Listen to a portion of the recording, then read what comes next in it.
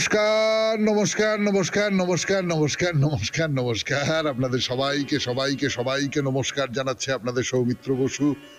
সবাইকে অজস্র শুভকামনা জানাচ্ছে, সবাইকে স্বাগত জানাচ্ছে আজকের এই শরণাগত অনুষ্ঠানে এবং সবাইকে শুভ সকাল জানাচ্ছে। শুভ হোক, সকলের শুভ হোক, সকলের শুভ হোক। আজকে আমাদের জাতীয় অধ্যাপক প্রখ্যাত বিজ্ঞানী সত্যেন্দ্রনাথ বসু, তার তিরোধান দিবস। 1974 খ্রিস্টাব্দে আজকের তারিখে তিনি প্রয়াত হয়েছিলেন। এই কথা যেন আমরা মনে রাখি। এবং আমার নিজের খুব মনে হয় যে এই যে ভোরবেলা আপনারা শুনলেন যে আজকে অমুকের জন্মদিন বা অমুকের মৃত্যুদিন বা অমুক কিছু একটা, তো সেইটা নিয়ে যদি একটু বাড়ির ছোটদের একটু কথা বলেন, একটা প্রাথমিক পরিচয় করিয়ে দেন তার সম্পর্কে, তাহলে খুব ভালো হয় না? সেই রকম যদি সকলে হয়তো পারবেন না, সময় পাবেন না, কিন্তু কেউ কেউ যদি করে দিতে পারেন। আর আজকাল যে কোনো একজন মানুষ সম্পর্কে কিছু একটা বলা খুব কঠিন কিছু নয়। গুগল দেখলে সেটা বার করা যায়, বার করে একটু বলে দেওয়া যায়, তাহলে একটা ধারণা কোথাও তৈরি হতে পারে আমাদের পরবর্তী প্রজন্মের মনের মধ্যে। তো যাই হোক, বেলি মাধবশীলের পঞ্জিকা অনুযায়ী আজকের দিনটার কথা বলি। আজকে 21শে মাঘ 1431, ইংরেজির 4ঠা ফেব্রুয়ারি 2025, মঙ্গলবার, ষষ্ঠী। সূর্যোদয়ের সময় সকাল 6টা বেজে 21 মিনিট, সূর্যাস্তের সময় বিকেল 5টা বেজে 22 মিনিট। নক্ষত্র অশ্বিনী। আজকে জন্মে মেষ রাশি, ক্ষত্রিয় বর্ণ, মতান্তরে বৈশ্য বর্ণ, দেবগণ। রাত্রি 12টা বেজে 48 মিনিট গতে নরগণ। আমাদের হোয়াটসঅ্যাপে চিঠি পাঠাবার নাম্বার 9831922927। চিঠির গোড়ায় অতি অবশ্যই SG লিখতে হবে। আজকের অনুষ্ঠান সম্পর্কে বলি। প্রথমে তো পুরাণ চিরন্তন। পুরাণ চিরন্তনে আপনাদের বলেছিলাম যে আমাদের প্রাচীনকালের যে শাস্ত্রবিদরা, তারা যজ্ঞে গোবধ করতেন, অর্থাৎ গরু বলি দিতেন। কিন্তু কি ধরনের গরু? যে গরুগুলি অক্ষম, পঙ্গু, প্রজনন শক্তি সম্পন্ন গাভীকে তারা বলি দিতেন না, বন্ধা গাভীকেই বলি দেওয়া হতো। এরপর এই জায়গা থেকে আমরা গরু সম্পর্কে, গোমাতা সম্পর্কে, গোমাতা এই ধারণাটা যে ধরনের মনোভাব থেকে এসেছে সেই সম্পর্কে কথা বলছিলাম, তাই নিয়ে আরো কিছু কথাবার্তা বলবো। তারপরে চলে যাব স্বামী বিবেকানন্দের রচনা থেকে পাঠ। এই পর্বে জগৎ বলে তার যে বক্তৃতা, তার দ্বিতীয় পর্ব, সেই দ্বিতীয় পর্ব থেকে পাঠ করে শোনাচ্ছি আপনাদের। আজকে আরো খানিকটা শোনাবো।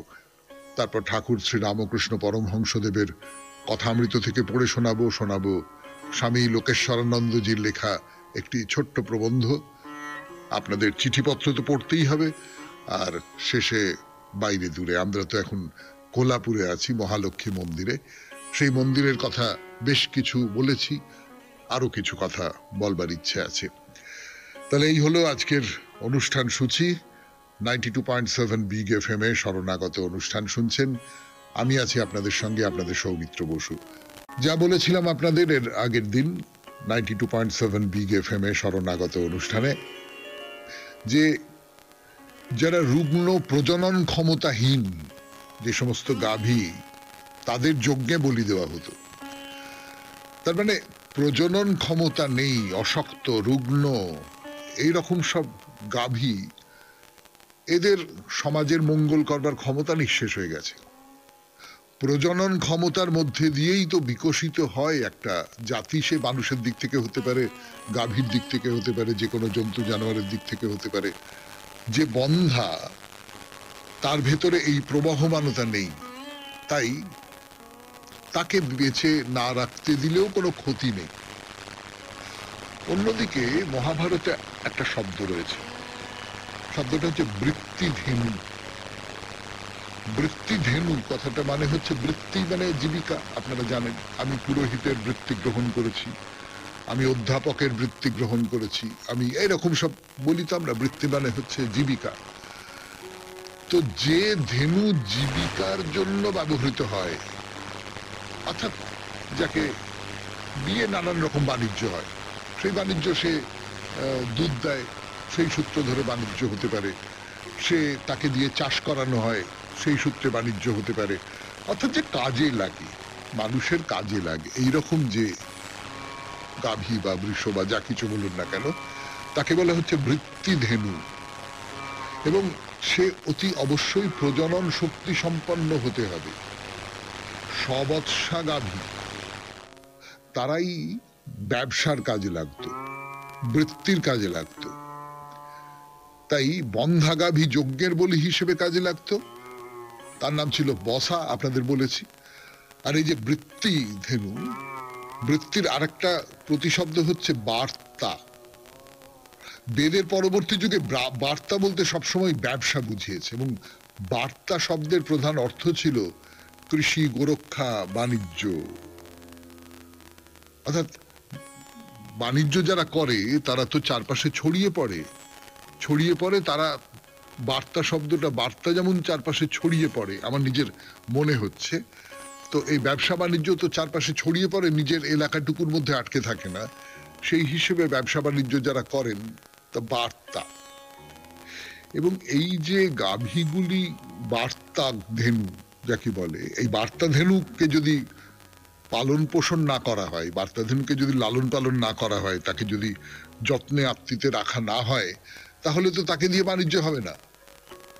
ফলে এই যে গোরক্ষা, এই গোরক্ষা কথাটা প্রাচীনকালে খুব একটা গুরুত্বপূর্ণ ব্যাপার হয়ে উঠেছিল।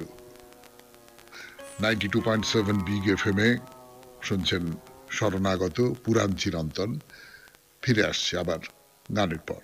গোরক্ষা নিয়ে কথা বলছিলাম, যে গোরক্ষা বলতে কিন্তু গরুর প্রজনন থেকে গরুর পালন করা এবং অবশেষে গরুর বদলে অন্য বস্তু সংগ্রহ করা, অর্থাৎ গরুকে বিক্রি করে তার বদলে অন্য কিছু সংগ্রহ করা, পাওয়া, সেই সমস্তটাকেই বোঝাতো। এবং ভগবদ গীতাতেও গোরক্ষা শব্দটাকে মাঝখানে রেখে যে বৈশ্য জনজাতি, তাদের কাজ কি বলা হচ্ছে, যে কৃষি গোরক্ষা বাণিজ্যাং বৈশ্যাং কর্ম স্বভাবজম। মানে কৃষি, গোরক্ষা, বাণিজ্য এইগুলো হচ্ছে বৈশ্যের কর্ম। মানে গোরক্ষাটা কিন্তু আছে, গোরক্ষাটা খুব গুরুত্বপূর্ণ। এবং এই যে বাণিজ্যর কথা বলা হচ্ছে এবং কৃষির কথা বলা হচ্ছে, তার মাঝখানে কিন্তু আছে গোরক্ষা। গোরক্ষা না করতে পারলে আপনি বাণিজ্যও করতে পারবেন না, কৃষিও করতে পারবেন না। সেই জন্যেই প্রত্যেকটা রাষ্ট্রের একেবারে প্রান্ত দেশে গরুর জন্য একটা আলাদা জায়গা তৈরি করে দেওয়া হয়েছিল।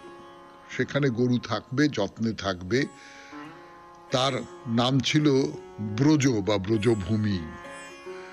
এই যে ব্রজ বা ব্রজভূমি বলতে আমরা কৃষ্ণের লীলাস্থল বলে বুঝি।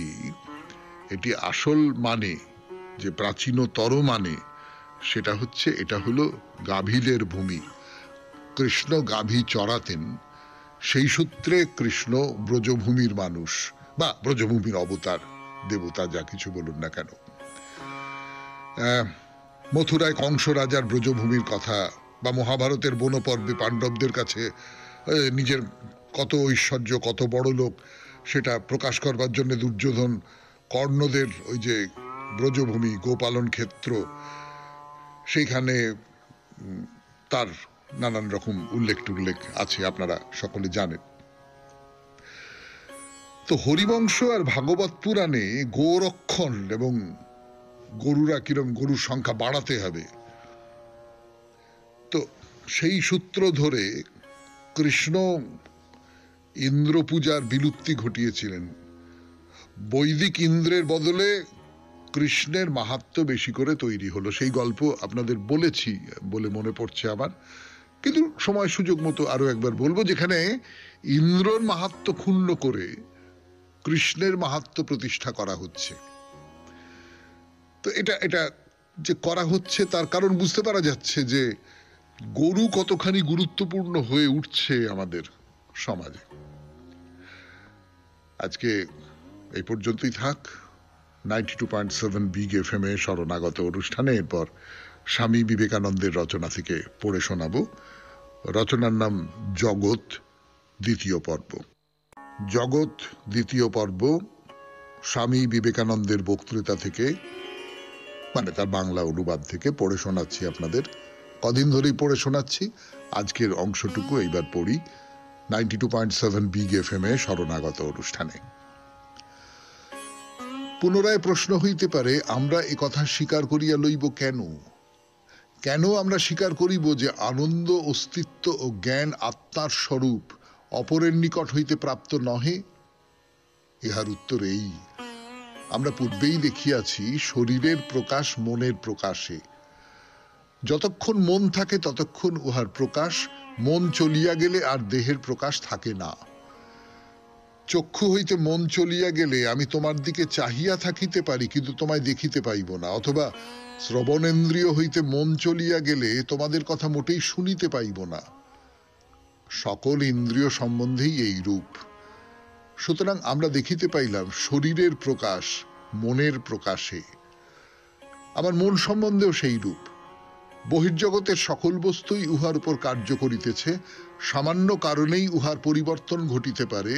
মস্তিষ্কের মধ্যে একটু সামান্য গোলযোগ হইলেই উহার পরিবর্তন ঘটিতে পারে। অতএব মনও স্বপ্রকাশ হইতে পারে না, কারণ আমরা সমুদয় প্রকৃতিতেই দেখিতেছি, যাহা কোনো বস্তুর স্বরূপ তাহার পরিবর্তন হইতে পারে না। কেবল যাহা অপর বস্তুর ধর্ম, যাহা অপর বস্তু হইতে গৃহীত, তাহারই পরিবর্তন হয়। কিন্তু প্রশ্ন হইতে পারে, আত্মার প্রকাশ, আত্মার জ্ঞান, আত্মার আনন্দ ঐরূপ অপরের নিকট হইতে গৃহীত বলিয়া স্বীকার করো না কেন? এইরূপ স্বীকার করিলে দোষ এই হইবে যে এরূপ স্বীকৃতির কোনো অন্ত পাওয়া যাইবে না। আবার প্রশ্ন উঠিবে, সে কাহার নিকট হইতে আলোক পাইল? যদি বলো অপর কোনো আত্মা হইতে, তবে আবার প্রশ্ন উঠিবে, সেই বা কোথা হইতে আলোক পাইল? অবশেষে আমাদিগকে এমন এক জায়গায় আসিতে হইবে, যাহার আলো অপরের নয়, নিজের। অতএব ন্যায়সঙ্গত সিদ্ধান্ত এই, যেখানে প্রথমেই স্বপ্রকাশত্ব দেখিতে পাওয়া যাইবে, সেইখানে থামা আর অগ্রসর না হওয়া। অতএব আমরা দেখিলাম, মানুষের প্রথমত স্থূল দেহ, তারপর সূক্ষ্ম শরীর, উহার পশ্চাতে মানুষের প্রকৃত স্বরূপ আত্মা রহিয়াছেন।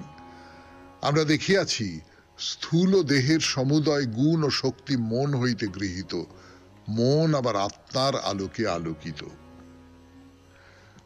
শুনলেন স্বামী বিবেকানন্দের রচনা থেকে পাঠ। 92.7 বিগ এফএম এ শরণাগত অনুষ্ঠান শুনছেন। এখন গান, গানের পর ঠাকুর শ্রী রামকৃষ্ণ পরমহংসদেবের কথামৃত। 92.7 বিগ এফএম এ শরণাগত অনুষ্ঠান শুনছেন। এতক্ষণ গান শুনলেন, এবারে কথামৃত থেকে পাঠ। পাঠ করে শোনাচ্ছি আমি, আপনাদের সৌমিত্র বসু। কি করে ভগবানকে পাওয়া যায়? কি করে ভগবানকে পাওয়া যায়, এইটা হচ্ছে বহু মানুষের আকাঙ্ক্ষা, বহু মানুষের প্রশ্ন, যে তাকে কি করে পাবো। আমরা এটা জানি যে খুব সহজে পাওয়া যায় না, কিন্তু পথটা কি সেইটা জানতে চান অনেকে। তো ঠাকুর প্রথমে বলছেন একটু সাধন ভজন করতে হয়। আর সে তো জানি সাধন ভজন করতে হয়। কিভাবে সাধন ভজন করতে হয়, কোন পথে সাধন ভজন করলে আমরা তার দর্শন পাবো। ঠাকুর যেটা বলছেন, এই কথাগুলো এর আগে বহুবার বলেছেন, এগুলো তার খুব প্রিয় উপমা। যে দুধে মাখন আছে শুধু বললেই হয় না, দুধকে দই পেতে মন্থন করে মাখন তুলতে হয়। তবে মাঝে মাঝে একটু নির্জন চাই। এই নির্জনতার কথাটা ঠাকুর বহুবার নানাভাবে বলেছেন। সত্যি সত্যি আমরা যারা শহরে থাকি, তাদের ক্ষেত্রে তো বিশেষ করে আমরা এত রকমের সমস্ত কোলাহলের মধ্যে ডুবে থাকি না। প্রচুর মানুষ মানেই প্রচুর মানুষের কথা, প্রচুর মানুষের স্বার্থ, প্রচুর মানুষের মনোভাব, মতলব, এই সমস্তটা আপনাদের ঘিরে আছে। এবং এই যে ঘিরে আছে, তার একটা বিকিরণ, হয়তো সেই বিকিরণটা আমাদের মনের মধ্যে চলে আসছে। সেই বিকিরণটা আমাদের ভেতরে ক্রমাগত কাজ করে যাচ্ছে। আপনাকে যদি খুব তন্নিষ্ঠ হয়ে কোনো একটা কিছু করতে হয়, তাহলে সব কিছুর থেকে বাইরে দূরে চলে যেতে হবে। এবং এটা কেবলমাত্র যে ঈশ্বরকে লাভ করবার ক্ষেত্রেই এমনটা তা নয়। আপনি খুব ব্যবহারিক একটা উদাহরণ দিয়ে বুঝতে পারবেন। ছেলেপুলেরা যখন পরীক্ষার আগে লেখাপড়া করে, খুব মন দিয়ে লেখাপড়া করে, তখন বাপ মা বলেন যে না, এই সময়টা ওর সামনের তো মাধ্যমিক পরীক্ষা, এই সময়টা ভাই বাড়িতে এসো না, হ্যাঁ, বা ওর সামনে তো হায়ার সেকেন্ডারি, এই সময়টা পিকনিক টিকনিকে যাবে না, কোথাও যাবে না। মনটা বিক্ষিপ্ত হতে পারে, এক মন এক প্রাণ হয়ে।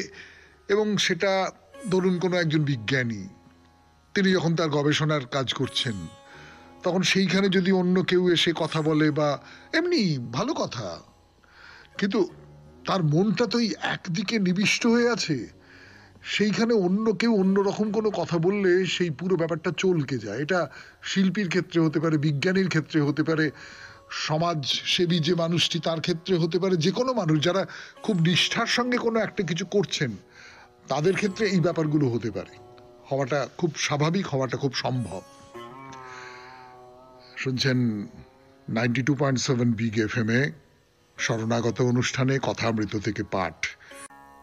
গানের পর ফিরে এলাম ঠাকুরের কথায়। ঠাকুর শ্রী রামকৃষ্ণ পরমহংসদেবের কথামৃত থেকে পড়ে শোনাচ্ছি আপনাদের। ঠাকুর কি বলছেন? বলছেন, দিন কত নির্জনে থেকে ভক্তিটা লাভ করো, তারপর যেখানে থাকো তখন জুতো পায়ে হয়ে চলে আসবে, অর্থাৎ একটা আবরণ পড়ে যাবে তোমার ভেতরে। তুমি যদি ভক্তিটাকে একবার আয়ত্ত করতে পারো, তোমার ভেতরে যদি সত্যিকারের একটা ভক্তি জেগে ওঠে। ঠাকুর যে উপমাটা দিচ্ছেন সেটা হচ্ছে যে ওই জুতো পায়ে যেমন কাঁটার উপর দিয়ে হেঁটে চলে যাওয়া যায়, কাঁটা বিঁধতে পারে না, অর্থাৎ পা আর কাঁটার মধ্যে একটা একটা আড়াল তৈরি করে দেয় জুতো, তেমনি করে আমাদের এই যে সংসার, এই সংসারের সঙ্গে আপনার একটা আড়াল তৈরি করে দেবে, একটা বাধা, একটা পাঁচিল তৈরি করে দেবে এই এই এই ভক্তি। ফলে এই ভক্তিটা তুমি একবার অর্জন করো। একবার সাইকেলে চড়া অভ্যেস হয়ে গেলে, একবার সাইকেলে চড়া শিখে গেলে আর পড়ে যাবে না। একবার সাঁতার শেখা অভ্যেস হয়ে গেলে আর জলে ডুবে যাওয়ার কোনো সম্ভাবনা নেই। ফলে আগে এটা শিখে ফেলতে হবে। এইটা ঠাকুর বলছেন। তো প্রধান কথাটা হলো বিশ্বাস। যেমন ভাব তেমনি লাভ, মূল সে প্রত্যয়। বিশ্বাস হয়ে গেলে আর ভয় নেই। সত্যি সত্যি যদি আমি বিশ্বাস করতে থাকি, আমি বিশ্বাস করতে পারি যে ইনি ভগবান, আমি আমার সামনে যে মাইক্রোফোনটা আছে আমি বিশ্বাস করলাম তিনি ভগবান। ওপর বিশ্বাস করলে হবে না, সত্যি সত্যি অন্তর থেকে বিশ্বাস করতে হবে।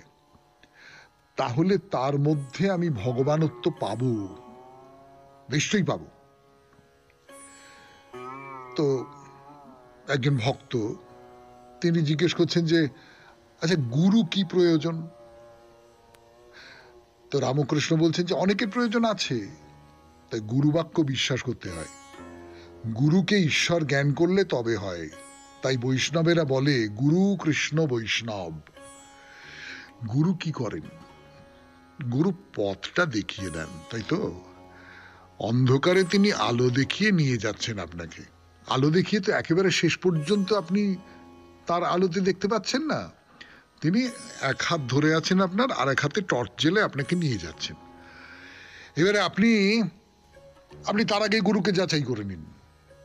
তারপরে যখন তিনি নিয়ে যাচ্ছেন, তখন যদি আপনি মনে মনে ভাবেন যে রে, এ ঠিক জায়গায় নিয়ে যাচ্ছে তো, এ আবার নিজের রাস্তাটা চেনে তো, এ আলো ফালো জেলে নিয়ে যাচ্ছে, কিন্তু আলো জেলে কোথায় যে নিয়ে যাচ্ছে কিছু তো বুঝতে পারছি না, তাহলেই কিন্তু গন্ডগোল। তাহলেই কিন্তু আপনি গুরুকে পেছন দিকে টানবেন, মাঝপথে হাত ছাড়িয়ে নিতে চাইবেন, আপনার মন চাইবে সেটা করতে। ফলে গুরু বাক্যে বিশ্বাস করতে হয়। বিশ্বাসটা খুব গুরুত্বপূর্ণ। এবং আমরা সর্বতভাবে বিশ্বাস করতে পারি কাকে? আপনি কি আমাকে পুরোটা বিশ্বাস করতে পারেন? না। আমি আপনাকে পুরোটা বিশ্বাস করতে পারি? না। আমরা সর্বতভাবে বিশ্বাস করতে পারি ঈশ্বরকে। গুরুকে যদি ঈশ্বর হিসেবে ধরি, তাহলে সর্বতভাবে সেই গুরুকে বিশ্বাস করা যায়। শুনলেন কথামৃত থেকে পাঠ 92.7 বিগ এফএম এ শরণাগত অনুষ্ঠানে এখন একটু গানের পর স্বামী লোকেশ্বরানন্দের রচনা থেকে পাঠ। রচনার নাম ঈশ্বর অন্বেষণ। আমি লোকেশ্বরানন্দের রচনা থেকে পাঠ ঈশ্বর অন্বেষণ। প্রবন্ধ পড়ে শোনাচ্ছি আমি আপনাদের সৌমিত্র বসু 92.7 বিগ এফএম এ শরণাগত অনুষ্ঠানে। সব ধর্মই এমন এক ঈশ্বরের কথা বলে যিনি এই জগতের অধীশ্বর, যিনি সৃষ্টি স্থিতি প্রলয় করেন। পৃথিবীতে মানুষের দ্বারা বা অন্যভাবে যা কিছু ঘটছে প্রতিটি ঘটনার নিয়ামক তিনি। তাছাড়া সব ধর্মই সুনির্দিষ্ট কিছু লক্ষ্যের কথা, নীতির কথা শিখিয়ে বলে যদি শান্তি ও আনন্দ পেতে চাও তো এগুলি যথাসাধ্য অনুসরণ করার চেষ্টা করো। এক চুল এদিক ওদিক হলে দুঃখে বিপদে হাবুডুবু খাবে। বাস্তবিক ভগবানকে যেন এখানে মানুষের মতো করে দেখানো হয়েছে। তিনি তুষ্ট হলে যার যা অভিপ্রেত তাকে তাই দেবেন, আর তিনি যদি রুষ্ট হন তো আর রক্ষা নেই, অপরাধীর শাস্তি একেবারে নিশ্চিত। ভগবান সম্বন্ধে এই যে একটা বিদঘুটে ধারণা, তিনি নিষ্ঠুর প্রকৃতির ব্যক্তি, সর্বদা দেখছেন কে কি অপরাধ করলো আর দোষীকে শাস্তি দিচ্ছেন এবং যে ভালো কাজ করছে তাকে পুরস্কার দিতে কার্পণ্য করছেন, এই ধারণা আজকাল আর চলে না। তবে ভগবান একজন ব্যক্তি এবং তার কাজকর্ম দুর্জ্ঞেয়, এই ধারণা কিন্তু এখনো আছে। এই যুগের অধিকাংশ শিক্ষিত মানুষের পক্ষে এই রকম ভগবানকে মেনে নেওয়া শক্ত। তাদের সাধারণ মনোভাব হলো এরকম ভগবানের আদৌ কোনো অস্তিত্ব নেই, আর তিনি যদিও থেকে থাকেন তো তাকে উপেক্ষা করাই ভালো, কারণ কারো ভাগ্য ফেরাবার ক্ষমতা তার নেই। তাহলে প্রকৃতপক্ষে ঈশ্বর কি রকম? আদৌ যদি তিনি মানুষের জীবনকে প্রভাবিত করেন তাহলে কেমন করে তা করেন? তিনি কি একজন ব্যক্তি না নৈর্ব্যক্তিক? কোথায় থাকেন তিনি? আমাদের কিভাবে চলা উচিত সে সম্বন্ধে তার কি প্রত্যাশা, সে কথাই বা কেমন করে জানবো আমরা? চার্চের মাধ্যমে, পুরোহিতদের মাধ্যমে, নাকি মহাপুরুষদের মাধ্যমে? অবশ্য সব ধর্মেই কিছু পবিত্র গ্রন্থ আছে যেখানে নাকি ঈশ্বর আমাদের কাছে কি চান তা পরিষ্কার বলা আছে, কিন্তু গ্রন্থগুলি প্রামাণ্য কিনা কেমন করে জানা যাবে? যদিও দাবি করা হয় এই লিপিবদ্ধ বাণী ঈশ্বরেরই, কিন্তু ওগুলি যে স্বার্থপর লোকের বানানো কথা নয় তারই বা নিশ্চয়তা কি? বিশেষত এইসব তথাকথিত ধর্মগ্রন্থে এমন কিছু কিছু ঘোষণা চোখে পড়ে যা একেবারে ভিত্তিহীন না হলেও নিতান্ত শিশু সুলভ মনে হয়। ধার্মিক ব্যক্তিরা ঈশ্বরকে সর্বজ্ঞ বলে থাকেন, কিন্তু এইসব ধর্মগ্রন্থে যেসব নজির দেওয়া আছে তা দেখে তা তো মনে হয় না। ঈশ্বর তাহলে কি রকম? তিনি কি দুর্বল, অজ্ঞ এবং কুসংস্কারাচ্ছন্ন মানুষদের মনের কল্পনা? কিন্তু তাই যদি হয় তাহলে প্রত্যেক ধর্ম এত মহাপুরুষের জন্ম দিল কিভাবে? ধর্ম ছাড়া সেরকম উন্নত চরিত্রের মানুষ তো অন্য কোথাও চোখে পড়ে না। যারা ধর্মের সমালোচক তারাও একথা এক বাক্যে স্বীকার করেছেন।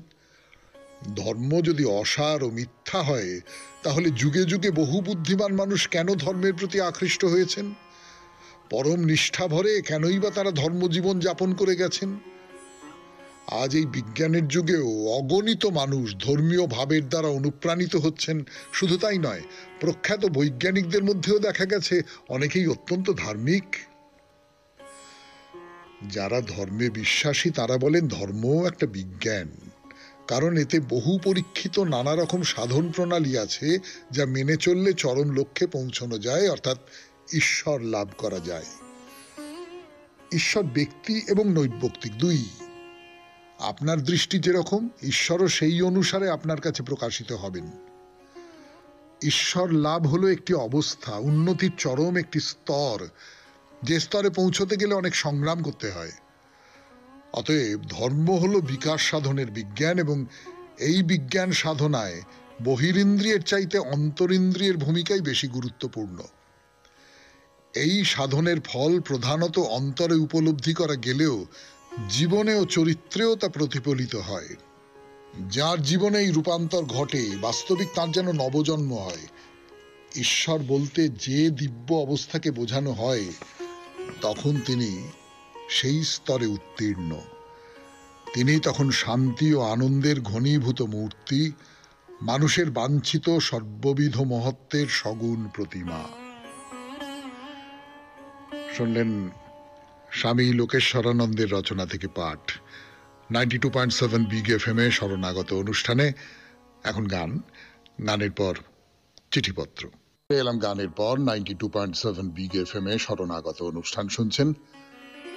আচ্ছা, আমরা তো খুব বলি যে এই চারপাশের পৃথিবীটা একেবারে বিষাক্ত হয়ে গেছে, খুব খারাপ হয়ে গেছে, এখানে আর থাকা যায় না, এরকম সব কথাবার্তা তো আমরা খুব বলে থাকি। কিন্তু সত্যি সত্যি ভালো মানুষ নিয়ে চিঠি লিখতে বলেছিলাম আপনাদের। কত মানুষ যে চিঠি লিখেছেন, কত মানুষ যে কোনো না কোনো ভালো মানুষের উদাহরণ দিয়েছেন, তার কোনো সীমা সংখ্যা নেই। সেই রকমই একটা চিঠি পড়ব। অতনু মিত্রর লেখা, সোদপুর, উত্তর 24 পরগনা থেকে লিখেছেন। এই যে আমরা আমাদের চারপাশে বিস্তর ভালো মানুষ দেখি, প্রচুর দেখি এমনটা নয়, হয়তো প্রচুর দেখলে তো আলাদা করে ভালো মানুষ বলবার দরকারই হতো না, কিন্তু সত্যি সত্যি দেখি তো অনেক। ফলে ভালো মানুষ আছে পৃথিবীতে, ভালো কিছু আছে, সেইটে আপনারা আমাদের ধরিয়ে দেন, এই শরণাগতের শ্রোতাদের ধরিয়ে দেন, তার জন্য আপনাদের ধন্যবাদ। যাই হোক, অতনু মিত্রের চিঠি 92.7 বিগ এফএম এ শরণাগত অনুষ্ঠানে পড়ে শোনাই। আমি জানি না এই চিঠিটাও পড়া হবে কি না, তার মানে আগে চিঠি লিখেছেন কিন্তু পড়া হয়নি। আমি মাপ চেয়ে নিচ্ছি আপনার কাছ থেকে, কিন্তু কোনো কারণে নজর এড়িয়ে গেছে আর কি। যাই হোক, এবারে তো পড়া হলো। আমি জানি না এই চিঠিটাও পড়া হবে কি না, তবে বর্তমান বিষয় ভালো মানুষ সম্বন্ধে কিছু কথা লিখলাম। কাউকে ভালো মানুষ ভাবাটা আপেক্ষিক ব্যাপার। আমার কাছে কেউ হয়তো ভালো মানুষ, কিন্তু সেই মানুষটা অন্যের কাছে খারাপ। যাই হোক, অনেকদিন আগের একটা ঘটনা মনে পড়ছে। তখন ব্যাঙ্গালোর থেকে কলকাতায় আসার সরাসরি ট্রেন ছিল না, চেন্নাই হয়ে আসতে হতো। ব্যাঙ্গালোরে আপিসের মিটিং এর শেষে বাড়ি ফেরার পথে ব্যাঙ্গালোর স্টেশনের নির্দিষ্ট বিশ্রাম কক্ষে 1.5 বৎসরের মেয়ের অসুস্থতার জন্য একরাশ দুশ্চিন্তা নিয়ে বসে আছি। যখনই ট্রেনের ঘোষণা হলো, তখনই এসটিডি বুথে গিয়ে একবার বাড়িতে ফোন করে মেয়ের তখনকার খবর নেওয়ার জন্য মনটা চঞ্চল হয়ে উঠেছিল।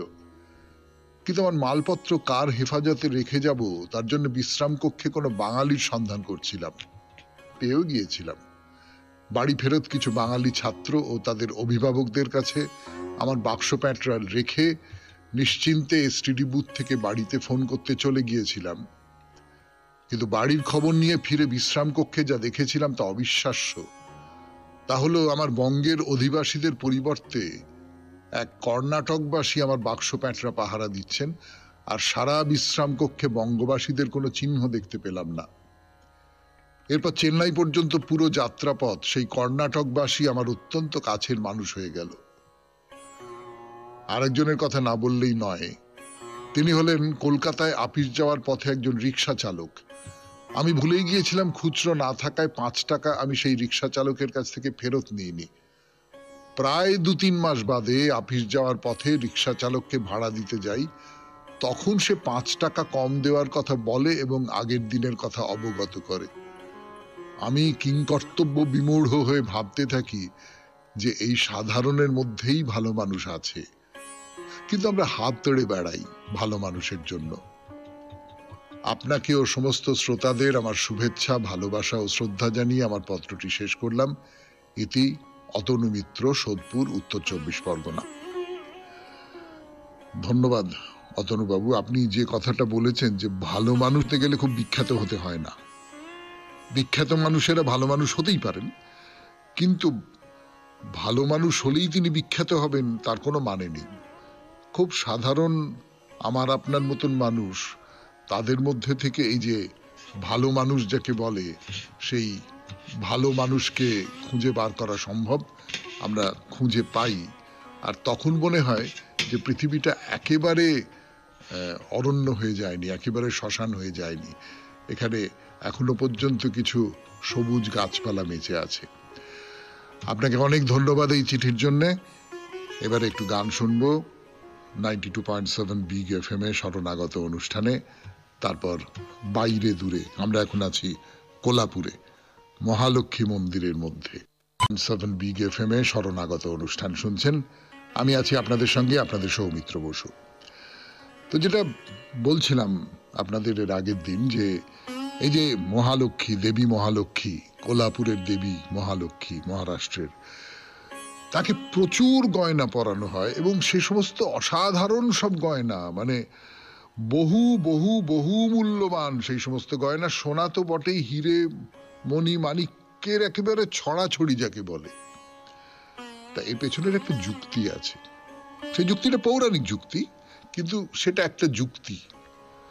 এমনিতে তো দেবী লক্ষ্মী, মহালক্ষ্মী, তিনি সম্পদের দেবী। আমাদের লোকবিশ্বাসে আমরা যেভাবে দেখি তাতে করে তিনি সম্পদের দেবী, ফলে তার সর্ব অঙ্গে সম্পদ থাকবে। এবং যেটা বলা হয় সেটা হচ্ছে, মা লক্ষ্মী তো সমুদ্রের তলা থেকে উঠে এসেছিলেন সমুদ্র মন্থনের সময়, আপনারা সকলে জানেন। তা সমুদ্রের গর্ভ থেকে তো মণিমুক্ত মাণিক্য এই সমস্ত উঠে এসেছিল। কাজে কাজে এই সমস্ত মণিমাণিক্যে তো মা লক্ষ্মীরই অধিকার। তাই এই মা লক্ষ্মীকে এই সমস্ত গয়না পরানো হয়, খানিকক্ষণের জন্য অন্তত গয়না পরানো হয়। খানিকক্ষণের জন্য মা লক্ষ্মীকে তার ঐশ্বর্যময়ী রূপে ভক্তেরা দেখতে পান। তো এই যে কোলাপুরের মহালক্ষ্মী মন্দির, খুব বিখ্যাত মন্দির, তার কথা বলছি আপনাদের। সেই মহালক্ষ্মী মন্দিরের আর একটা খুব বড় অনুষ্ঠান হলো মায়ের অভিষেক, এবং এটাও খুব বিখ্যাত অনুষ্ঠান। কিন্তু দূর দূরান্তর থেকে মানুষজন দেখতে আসেন এবং খুব জাঁকজমক করে হয়। প্রচুর মানুষ আসেন। প্রত্যেক শুক্রবারে মায়ের বিশেষ অভিষেক হয় এবং সেইটা দেখা, সেটা একটা খুব পুণ্যের ব্যাপার আর কি। তো এই হলো মা মহালক্ষ্মীর মন্দির। আগেই বলেছি যে এই মন্দিরের আশেপাশে আরো বেশ কিছু মন্দির রয়েছে। একটা মণ্ডপ আছে, তার নাম হচ্ছে গরুড় মণ্ডপ। গরুড় মণ্ডপ, এই যে মণ্ডপটা, এখানে যে যে মন্দিরগুলো রয়েছে, সঙ্গে লাগোয়া যে সমস্ত মন্দিরগুলো, মণ্ডপগুলো রয়েছে, তাদের মধ্যে এই গরুড় মণ্ডপ খুব খুব সুন্দর, অসাধারণ সুন্দর দেখতে। এবং ওই একটা প্রাচীন মন্দির দেখবার যে আনন্দ, সেই আনন্দটা আপনি পাবেন। খুব একদম মিশমিশে কালো পাথরের তৈরি এই মণ্ডপ, মিশমিশে কালো রঙের। আর এই মণ্ডপটা 8টা কোণা আছে, মানে 8টা বাহু আছে আর কি। তো আমি দেখলাম যে হিন্দু শাস্ত্রে এই যে 8টা বাহু, এর খুব তাৎপর্য আছে। এখানে আমি আপনাদের বলি একটা ঘটনার কথা। আমার সম্পর্কে এক দাদু, তিনি কলকাতার বাইরে থাকেন, তার অনেক টাকা পয়সা, খুব নামকরা স্থপতি ছিলেন। তো তিনি বেশ কিছু মন্দির টন্দির ইত্যাদি ইত্যাদি তৈরি করে দিয়েছিলেন। মন্দির তৈরি করেছেন, হাসপাতাল তৈরি করে দিয়েছেন। তো তাই নিয়ে একটা গল্প বলবো আপনাদের, কিন্তু আপাতত একটু গান শুনবো। গানের পর ফিরে আসবো সেই মন্দিরের কথায়। পর ফিরে আসছি আবার। এই যে অষ্টবাহু মন্দির, তার সূত্র ধরে একটা কাহিনী বলি আপনাদের। সেটা হচ্ছে যে আমার সেই দাদু, তিনি যেখানে থাকেন, সে কাটোয়ার ঠিক আগের স্টেশন দাঁইহাট বলে একটা জায়গা, সেখানে থাকেন। তার নাম শ্যামল মিত্র, খুব নামকরা আর্কিটেক্ট ছিলেন। তো তিনি একটা মন্দির তৈরি করে দিচ্ছেন এবং তার মনে হয়েছে ওটা একটা অষ্টবাহু মন্দির হবে। তার যে আকারটা, সেইটা 8টা বাহু থাকবে তার মধ্যে। তো তিনি তৈরি করেছেন এবং যে প্ল্যানটা করেছেন, সেই প্ল্যানটা দেখার পর কেউ কেউ বলেছেন যে না না না না, এরকম তো মন্দির হয় না, এটা ঠিক হচ্ছে না এটা। কিন্তু দাদুর খুব মনে হচ্ছে যে না না, আমার কিন্তু মনে হচ্ছে জমিটা যেরকম, তাতে করে অষ্টবাহু করলে দেখতে খুব ভালো হবে, এরকম সব নানান রকম মনে হচ্ছে। তো বারাণসীতে গেছেন একটা কি কাজে, সেখানে গিয়ে সেখানকার একজন খুব বড় মাপের মহান্ত মহারাজ সাধু, তার সঙ্গে আলাপ হয়েছে।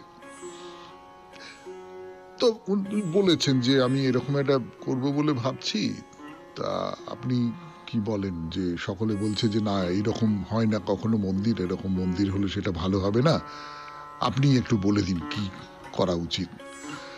তো তিনি বললেন অষ্টবাহু আমাদের হিন্দু শাস্ত্রে খুবই পুণ্যবাহন বলে মনে করা হয়।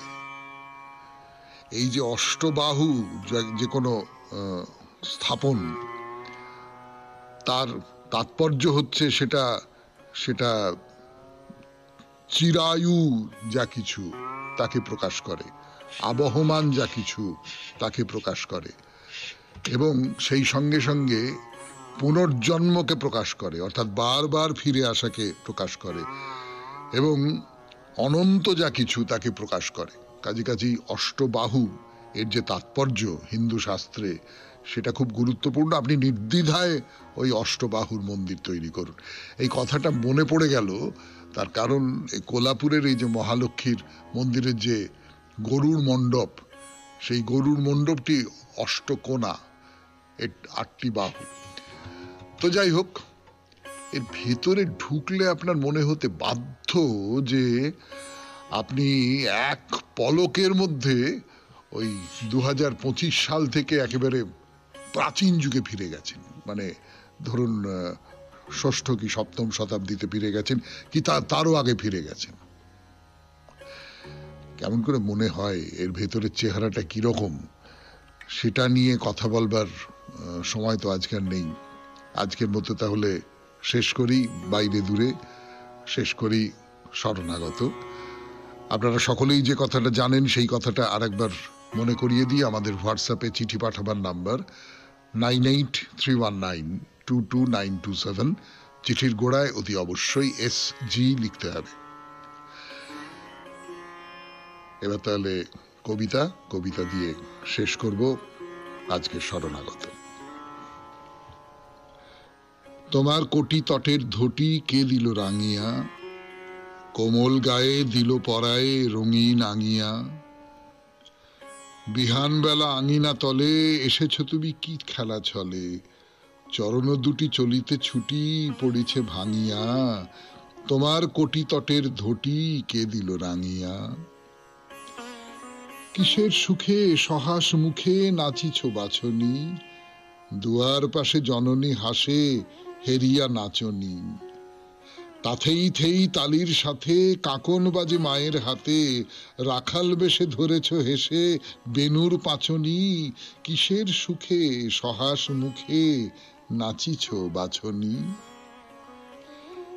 ভিখারি ওরে অমন করে শরম ভুলিয়া, মাগিস কিবা মায়ের গ্রীবা আঁকড়ি ঝুলিয়া। ওরে রে লোভী ভুবনখানি গগন হতে উপাড়ি আনি, ভরিয়া দুটি ললিত মুঠি দিব কি তুলিয়া। কি চাস ওরে অমন করে শরম ভুলিয়া। নিখিল শোনে আকুল মনে নূপুর বাজনা, তপন শশী হেরিছে বসি তোমার সাজনা। ঘুমাও যবে মায়ের বুকে, আকাশ চেয়ে রহেও মুখে, জাগিলে পরে প্রভাত করে নয়ন মাজনা। নিখিল শোনে আকুল মনে নূপুর বাজনা। ঘুমের বুড়ি আসিছে উড়ি নয়ন ঢুলানি, গায়ের পরে কোমল করে পরশ বুলানি। মায়ের প্রাণে তোমারই লাগি, জগৎ মাতা রয়েছে জাগি, ভুবন মাঝে নিয়ত রাজে ভুবন ভুলানি। ঘুমের বুড়ি আসিছে উড়ি নয়ন ঢুলানি। খুব ভালো থাকবেন, আনন্দ